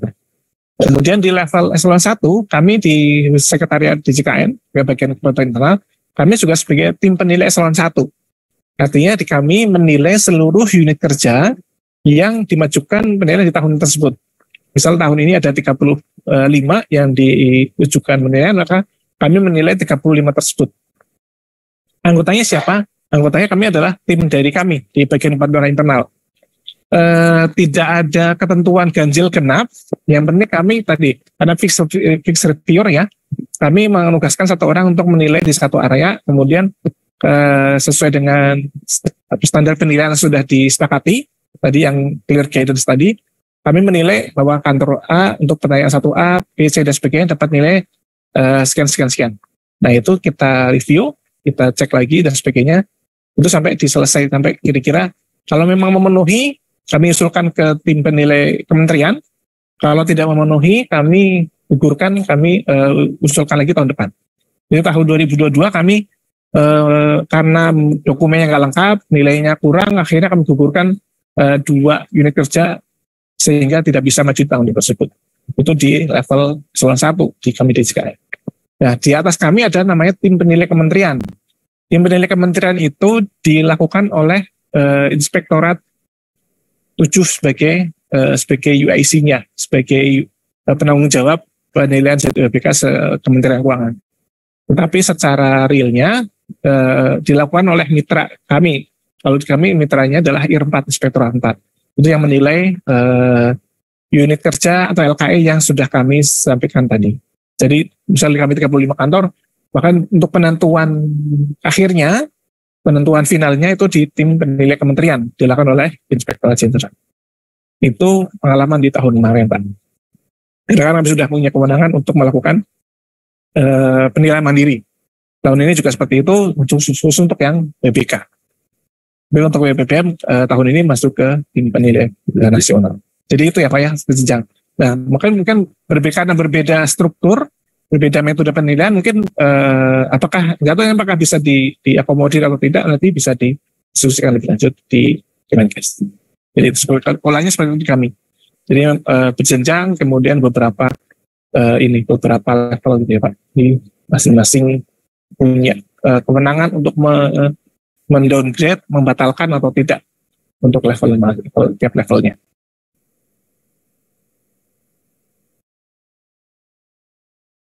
Izin Pak, kalau untuk satker mandirinya Pak di daerah itu satu satker itu ada berapa AOC ya Pak? Kalau kami itu di daerah itu bukan AOS sih namanya, tim kerja.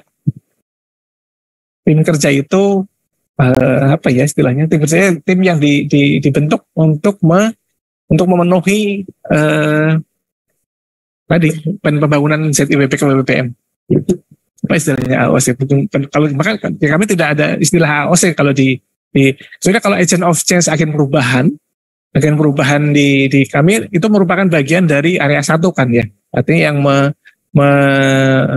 menjadi penggerak untuk melakukan perubahan di kantor tersebut. Tapi sebenarnya itu juga tidak melakukan penilaian. Itu hanya bagian tim kerja dari unit tersebut.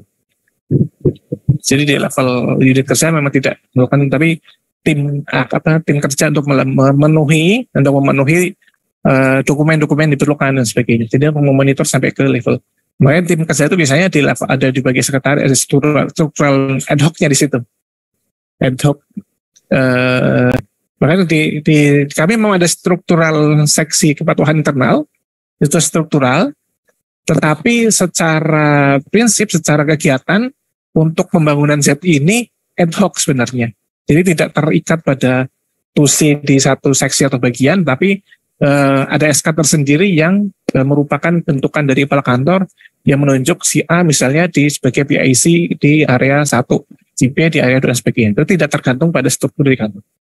Jadi ad hoc di masing-masing kantor, dan itu dinamis apabila ada perubahan mutasi bisa diganti dan sebagainya. Itu itu sih clear ya Pak, bisa mungkin karena berbeda term dan juga mungkin berbeda kegiatan, jadi agak susah untuk menyamakan ini ya persepsinya. Nah, kemudian ketika terkait WBS itu apa ya Pak? System. Oke. Nah, jadi kalau di kami itu sudah tersentralisir di inspektorat. Nah, di kami sudah tersurat, tapi untuk masing-masing unit eselon 1 itu kami punya PIC yang memonitor atau menindaklanjuti apabila ada temuan atau pengaduan terkait dengan di unit kerja kami. Tapi masing-masing ini ya tetap apabila yang melakukan tetap di WISE. Istilahnya kami WISE ya, bisa sistem di kemenq.go.id. Walaupun masing-masing kantor, kalau di WISE kan tersentral, itu di inspektorat. Nah, di kami ada namanya Halo DJKN. Halo DJKN juga saluran pengaduan, tetapi kami yang mengelola sendiri. Nah, itu Halo DJKN itu tidak hanya terkait dengan hal-hal yang negatif, korupsi dan sebagainya, tapi hal yang terkait dengan itu pertanyaan atau mau konsultasi bisa ke Halo DJKN. Ada juga di daerah biasanya membuat inovasinya terkait dengan pengaduan lokal. Istilahnya mereka membuat saluran pengaduan ke nomor WA misalnya, atau ke link Google Form gitu misalnya. Itu salah satu inovasi yang tadi ya, non aplikasi, karena kan cuma butuh satu nomor pengaduan kemudian di publish, itu juga salah satu inovasi di kantor, beberapa kantor gitu. Nah, itu terkaitan whistleblowing system. Nah, kemudian akan sosialisasi. Nah, sosialisasi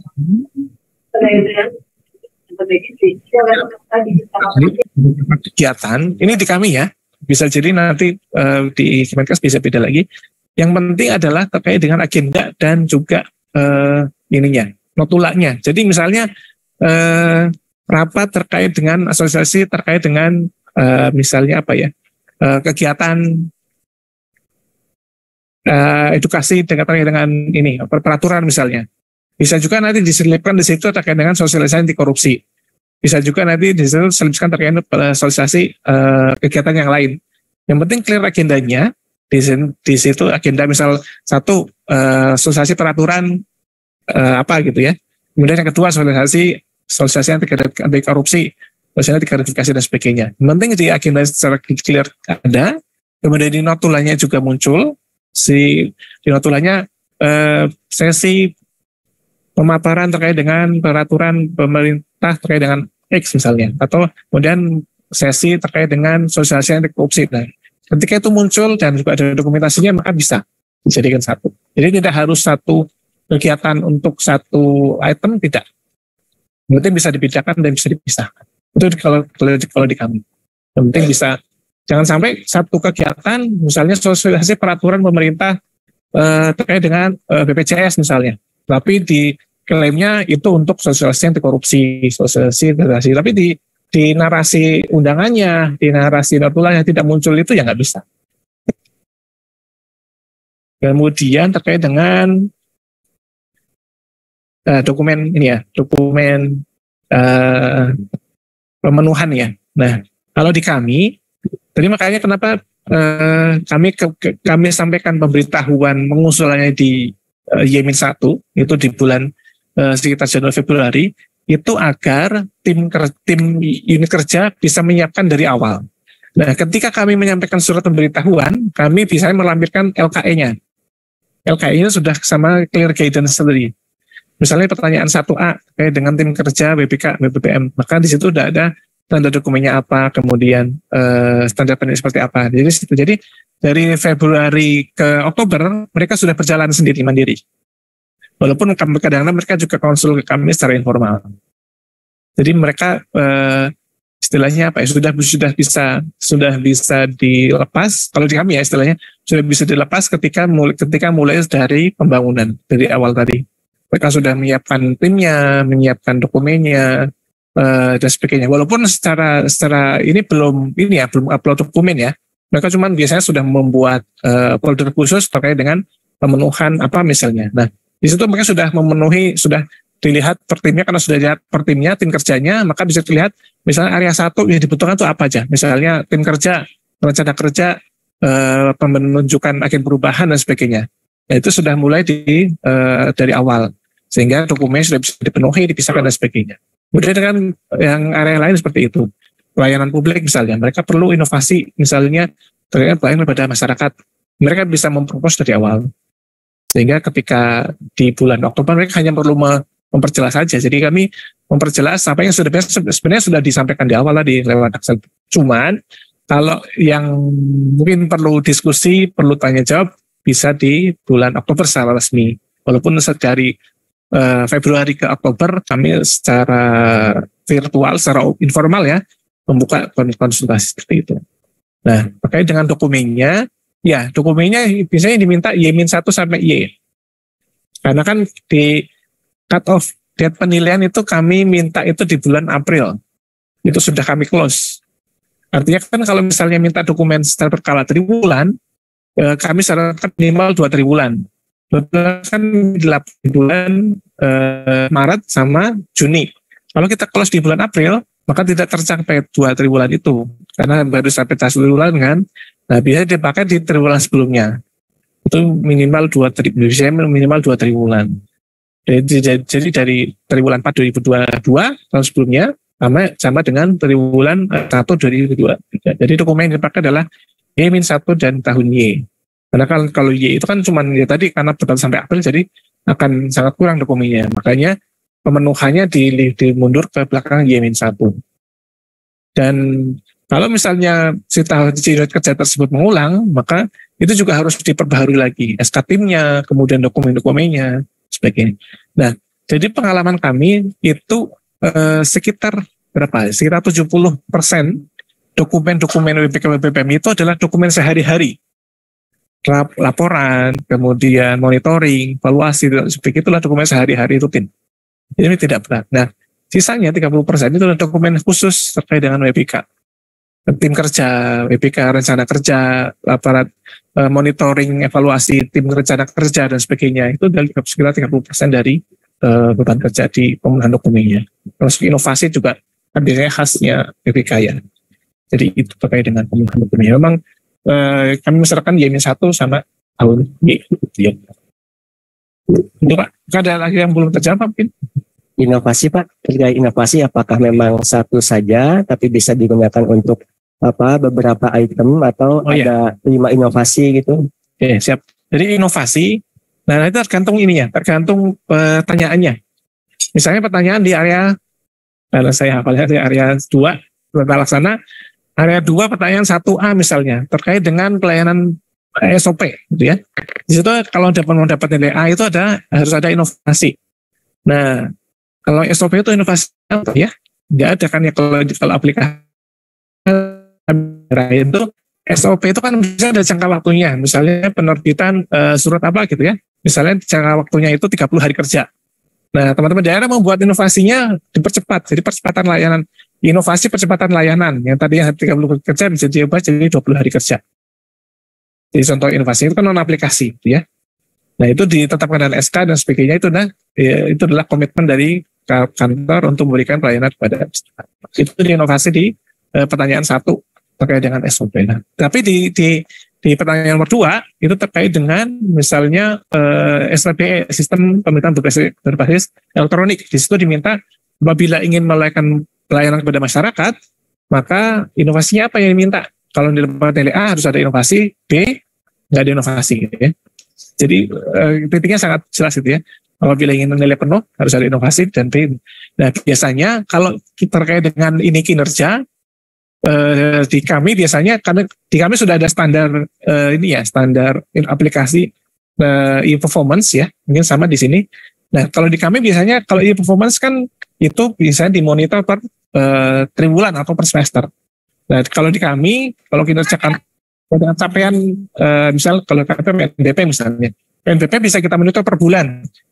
Kami menggunakan aplikasi berbasis spreadsheet, kemudian digabungkan dan menjadi gampangnya itu menjadikan Bitly atau Linktree dan sebagainya, itu sudah jadi aplikasi sederhana gitu ya. Nah, itu bisa biasanya beberapa kantor menggunakan seperti itu. Jadi simpel menggunakan Linktree atau Bitly yang bisa semua orang pakai, tapi itu bisa memenuhi. Kalau di kami istilahnya, mungkin makanya di awal clear guidance perlu dijelaskan lagi guidance-nya, apakah itu memenuhi atau tidak. Jadi biar clear di awal, apabila menggunakan Linktree, oh ini nggak memenuhi ini karena cuman gampang doang bikinnya. Harus pakai aplikasi, pakai PHP atau pakai Python dan sebagainya baru diterima sebagai aplikasi. Makanya diperjelas di awal dengan tim di kementerian, apakah mana yang diterima, mana yang tidak. Termasuk juga misalnya kalau di kemarin APT online itu masih jadi inovasi, karena kan kantor tutup dan sebagainya karena COVID, sehingga tidak boleh datang kantor. Kami memberikan pelayanan menggunakan APT online. Jadi konsultasi menggunakan Zoom dan sebagainya itu jadi inovasi. Iya, izin Pak, satu lagi. Kalau inovasi di tempat A, di satu A, kemudian digunakan di tempat B, apakah di tempat B ini menjadi sebuah inovasi, atau di tempat B ini misalnya inovasi A tadi itu ada modifikasi, ada penambahan atau penyesuaian yang sesuai dengan lokusnya. Itu apakah bisa dikatakan sebuah inovasi? Ya, kalau di kami bisa. Makanya kan ada namanya replikasi inovasi. Nah, di kantor A biasanya membuat inovasi A, B, C, dan sebagainya. Bisa jadi itu cocok di kantor A yang misalnya karena dia geografisnya jauh dan sebagainya. Tapi bisa jadi di kantor B, karena mungkin dia pilih perkotaan dan sebagainya tidak perlu itu, tapi bisa dimodifikasi dengan hal lain lagi di ini. Bisa juga ditambahin apa, fitur apa dan sebagainya yang khusus di kantor tersebut. Nah, makanya nanti kalau misal di teman-teman di sini perlu inovasi, silakan datang ke KPKNL atau datang ke kantor Kementerian Keuangan di daerah yang sudah memperoleh sertifikat atau BBM. Termasuk apabila ingin asistensi atau mentorship silakan datang ke KPKNL. Dengan senang hati mereka akan membantu. Baik, Pak Hai, apakah sudah cukup?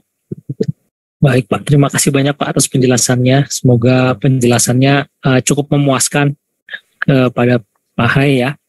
Izin, Pak, ada satu penanya lagi, Pak, sebenarnya di Zoom. Walaupun sebenarnya waktunya sudah lewat, cuma saya izin satu penanya lagi ya, Pak, ya, terkait ini. Tadi di Zoom ada dari BTKL Palembang. Dari BTKL Palembang sudah siap, Bapak? Dipersilakan. Terima kasih. Mohon di kolom chat juga, Pak. Kolom chat juga mau diperisani, Pak. Ya, baik. Terima kasih. Assalamualaikum warahmatullahi wabarakatuh. Halo? Ya, Pak, terdengar, Pak. Baik, terima kasih. Assalamualaikum warahmatullahi wabarakatuh. Izin Saya Marjunat dari BTKL Palembang, Pak. Sebenarnya pertanyaan saya sudah diwakili oleh teman saya yang pemborong dari pusat tadi, Pak Hai. Itu pemborong pertanyaan, Pak. Terima kasih Pak Firman, Pak Hai, dan kawan-kawan semua di pusat. Salam kangen. Karena sebagian tadi sudah ditanyakan, saya alihkan sedikit pertanyaan saya ke SKI nih Pak, terkait SKI. Pertanyaan saya adalah apakah di DJKN ini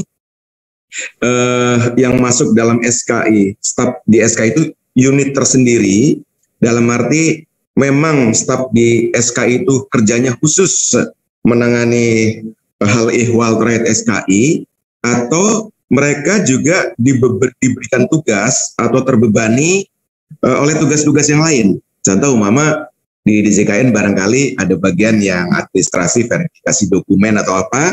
Nah, selain menjadi verifikator dokumen, dia juga di SKI. Karena ini akan menjadi apa ya Pak? Seperti di kami Satker di daerah ini Pak. Kami kan kalau harus terpisah unit tersendiri SKI itu yang betul-betul pure stafnya tidak ngurusi yang lain selain SKI, kami kesulitan SDM-nya Pak. Jadi yang ada staf SKI di kami tentu double-double dengan kegiatan yang lain. Bahkan yang sulit sekali kita memisahkan adalah staf SKI kita di kadang-kadang juga menjadi perencana, menjadi pelaksana teknis, yang otomatis akhirnya nanti akan menilai kerjaan sendiri. Nah di sini akan agak-agak sulit sekali, agak jeruk makan jeruk gitu. Mohon penjelasan putar pengalaman di DJKN Pak. Terima kasih. Assalamualaikum warahmatullahi wabarakatuh.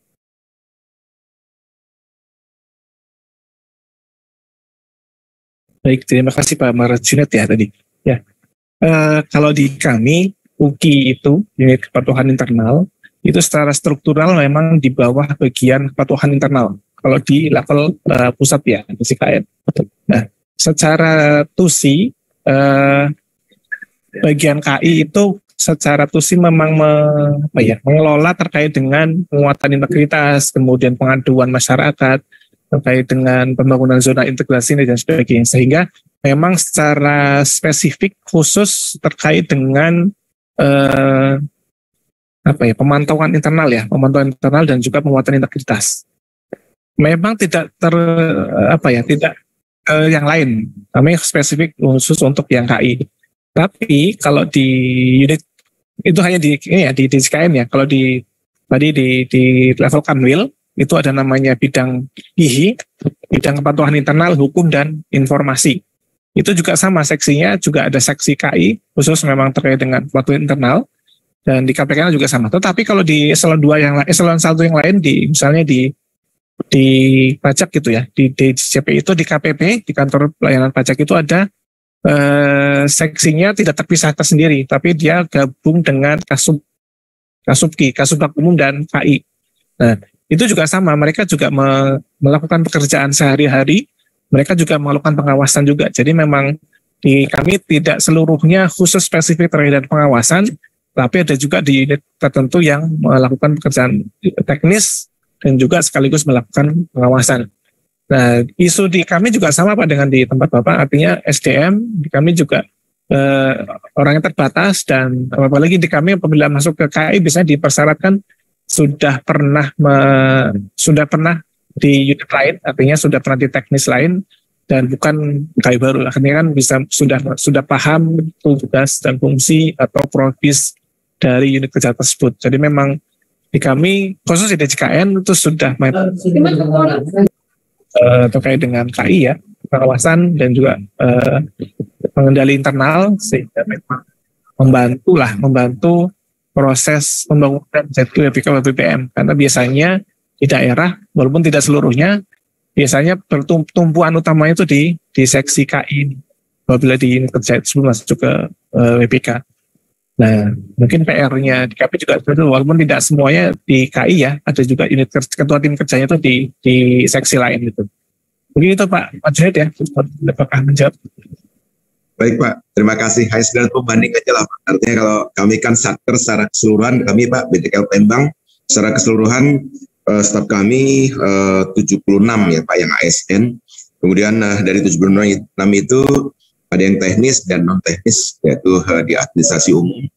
Dan disitulah kadang ketemu dilema tadi yang saya katakan Pak. Jadi staf di KI tadi kata Bapak, kalau di kami SKI kadang-kadang seolah seperti menilai pekerjaan sendiri. Nah di sini agak sulit ya. Jadi mudah-mudahan nanti ke depan akan ada kebijakan yang lebih memudahkan bagi kami satker daerah ya Pak ya.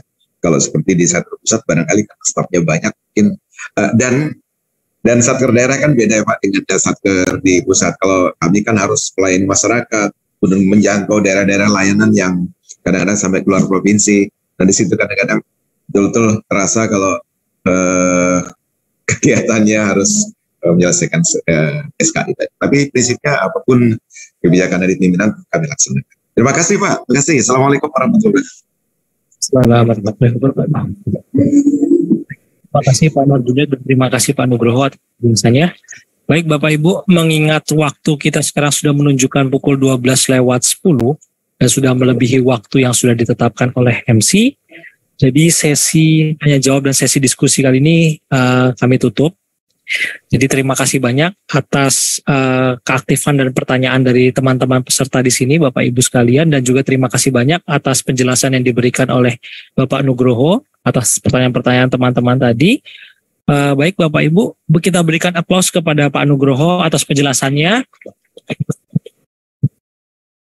Semoga sesi kali ini banyak memberikan insight dan informasi kepada kita semua, dan juga nantinya bisa kita terapkan dan implementasikan di Kementerian Kesehatan dan juga satker-satker dan unit utama kita. Baik, terima kasih banyak dan mohon maaf apabila ada kesalahan dalam penyajian ini. Wabillahi taufiq wal hidayah. Wassalamualaikum warahmatullahi wabarakatuh.